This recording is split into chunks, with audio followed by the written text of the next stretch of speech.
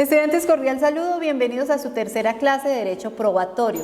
En el día de hoy vamos a hablar de todos los principios relacionados con el derecho probatorio y estos principios son un poco extensos, entonces lo que vamos a hacer es dividirlos en esta tercera lección y en la cuarta lección.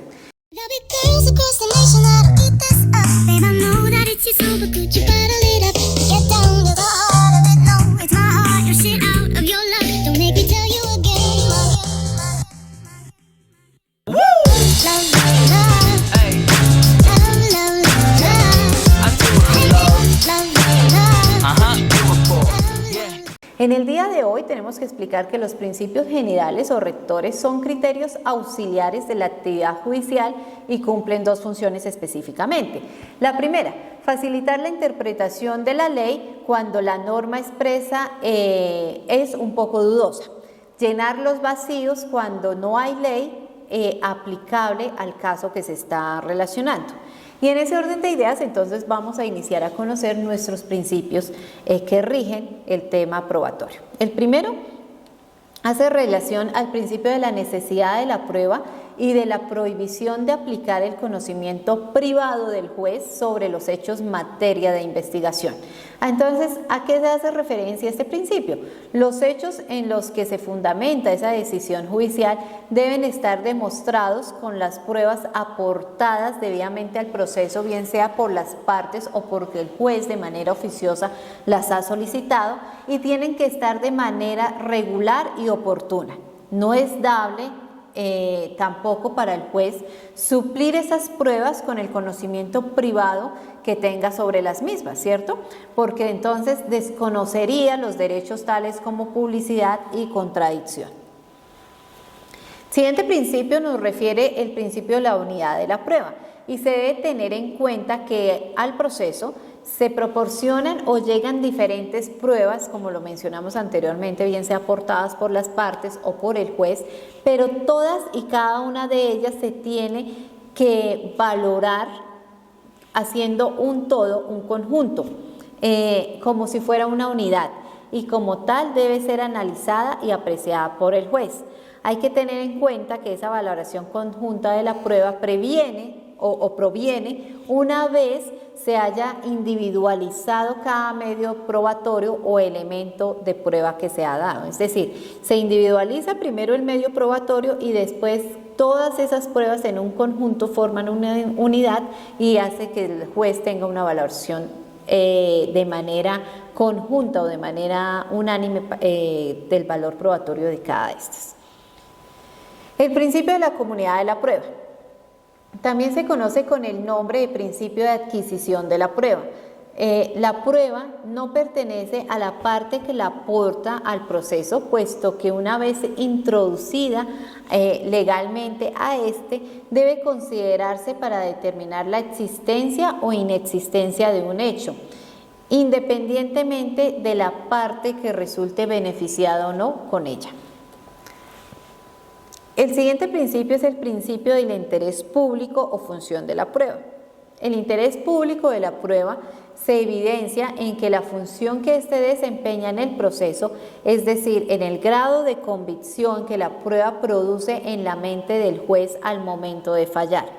Cuando cada parte entrega la prueba al proceso, en últimas lo que se busca es que el juez dictamine en favor de su pretensión o de su excepción. Siguiente principio se refiere al principio de lealtad y probidad o veracidad de la prueba. ¿Qué es esto? Hace relación a que la prueba no debe usarse para ocultar o desvirtuar la realidad. No debe usarse para inducir al juez a ningún engaño, sino que debe proporcionarle la seguridad de haber sido obtenida de manera leal, con lealtad, con veracidad y con probidad en su adquisición. Estos dos elementos, la probidad y la veracidad, exigen también sinceridad en últimas en cada medio probatorio que pueden servir para demostrar los hechos que se debaten dentro de un proceso. Principio de contradicción de la prueba. Este principio implica la necesidad de una dualidad de las partes que sostienen posiciones jurídicas obviamente opuestas que el juez es el encargado de instruir el caso y de dictar sentencia, ¿cierto? Entonces significa que la parte contraria contra quien se aduce una prueba tiene que tener la oportunidad procesal para conocer la prueba y para discutir lo que contiene esa prueba. A eso se refiere el derecho de contradicción. Principio de la igualdad de oportunidad para la prueba. Se relaciona con el principio de la contradicción porque para que haya igualdad entre las partes es necesario la contradicción, ¿cierto? Ya entendido el principio anterior, pues nos queda más fácil entender esto. Lo que se busca es un equilibrio en el proceso, ya que las partes tienen la igualdad de oportunidades para pedir, controvertir y obtener la práctica de pruebas. Por ello el demandante propone las pruebas en la demanda y el demandado lo que hace es en la contestación de la demanda también aportar pruebas para debatir o refutar lo que se pretende probar con la demanda en tal. Es decir, que este principio permite igualdad de oportunidades para las dos partes involucradas dentro de un litigio. Principio de la publicidad de la prueba. Es una consecuencia de los principios de la unidad, comunidad, lealtad, contradicción e igualdad de oportunidades de las partes respecto al proceso que se está adelantando. Igualmente, permite que las partes conozcan las pruebas pedidas y solicitadas tanto de la parte demandante como de la parte demandada. Participen en la práctica de ellas, las objeten y también pues tengan la oportunidad de controvertirlas como tal. Entonces, cuando hablamos del principio de publicidad, siempre se nos tiene que venir a la mente el conocer la prueba. Principio de la formalidad y legitimidad de la prueba. Quiere decir que para que la prueba sea válida y admitida dentro de un proceso debe cumplir con ciertas formalidades de tiempo, modo y lugar, y cuando hablamos de estas formalidades estamos hablando de los requisitos extrínsecos de la prueba y además debe estar exenta de vicios como de dolo, error, violencia, y esto se refiere a los requisitos intrínsecos de la prueba. Si la prueba se presenta viciada, pues es nula de plano, se rechaza. En el proceso penal, este principio es legítima garantía para la defensa del acusado y en el proceso civil es indispensable para el momento de contradicción de la prueba. Lealtad e igualdad de oportunidades que tienen las partes para refutar las pruebas que se presenten.